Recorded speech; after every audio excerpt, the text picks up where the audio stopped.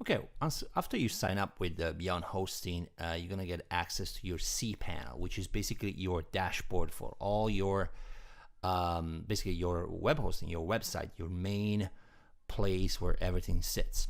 So you see I purchased this domain right here, 2017offers.com. That's my domain name. You're gonna have your own domain name / CPanel. So enter whatever domain name you sign up with Beyond Hosting / CPanel, and you're gonna end up on this page.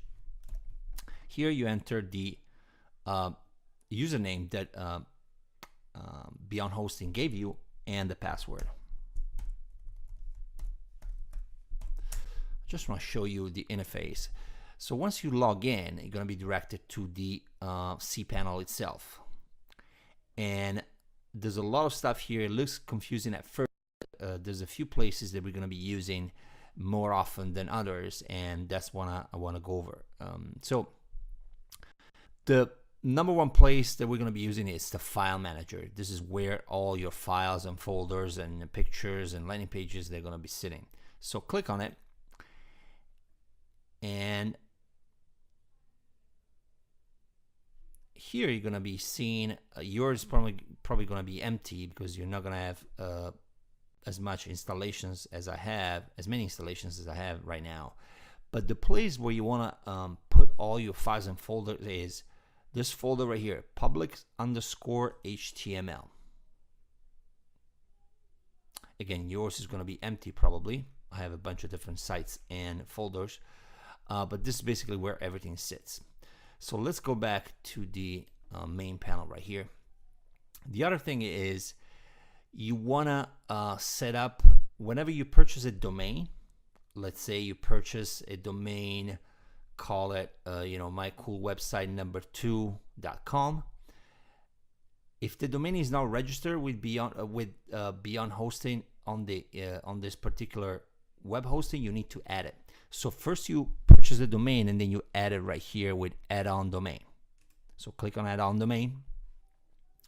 Once you own the domain, you basically add it over here to your server, and you add the domain that you own. So let's say my cool website number 2.com. Okay, you don't need to add any subdomains so far, just leave it as it is. It's going to be populated automatically, and you're going to be add domain, and that's it. That's all you have to do. I'm not going to add it because I don't own this domain. Let's go back to the other to the main panel again. Same thing for subdomains. Once you own a domain, you can have as many subdomains as you want. And let me give you an example here. So let's say you own mycooldomainname.com, right? That's the domain that you own. You can have as many subdomains as you want. Subdomain is this one, for example, offers that mycooldomainname.com, and then you can have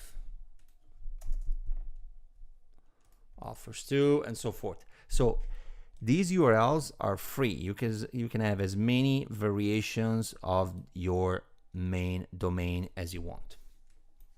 This is just if you're not sure what subdomains are. The other thing is emails. You can set up emails account over here. You can set up your own email with the domain name that you bought. So let's say you bought mycooldomainname.com. You can have support@mycooldomainname.com, and you set it up here. You go to email accounts, you click on it, and here you select the domain that you want. I have a bunch of domains, but you're probably gonna have just one or two. You select the email address that you want to put. So let's say you want to put support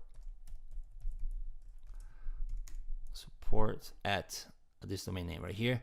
For the password, always use the password generator. You click on it. You click on generate password. You can use this one right here, but I like to generate a fresh one every time. Copy it in a safe place. Use password. And then mailbox quota, just click on unlimited. It's the same thing, and just click on create account. I already have this email address, so I don't need to create it, but that's how you create a new email address. Then if you want, you can also set up forwarding. Let's say you create an email account right here with your domain name, but you also wanna forward all the emails to your main generic Gmail or Hotmail or Yahoo mail. You can do that too as well. And you basically go to where did it go? I saw it earlier. Forwarders. There it is, right here. You click on forwarders, and you basically click on add forwarder.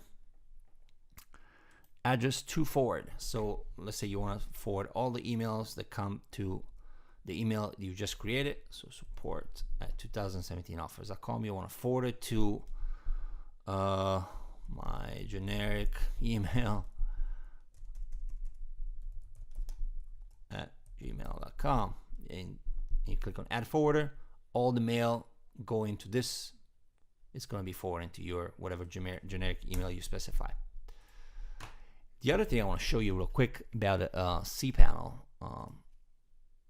is how do you install software. If you scroll to the very bottom right here, you see there's an option, Softaculous installer. You can install WordPress if you decide to build a WordPress site. You can install all different applications here using just Softaculous, which is basically a I don't want to say an interface, but it's a way that you can install quickly and easily a bunch of different software on your server. And that's it. There's a bunch of different things that we're going to explore later on. A lot of this feature actually I don't even use because for my own businesses I just set up basically email, domains and subdomains, redirects in case I have similar domains. I want to group them together, and I say I want to have all traffic going to one domain, and I use the file manager a lot for my basically to put all my files and folders in there. And that's it. So this is a pretty cool interface in my opinion. It's pretty easy to navigate once you get familiar with it. And again, any questions, just hit me up. Thank you.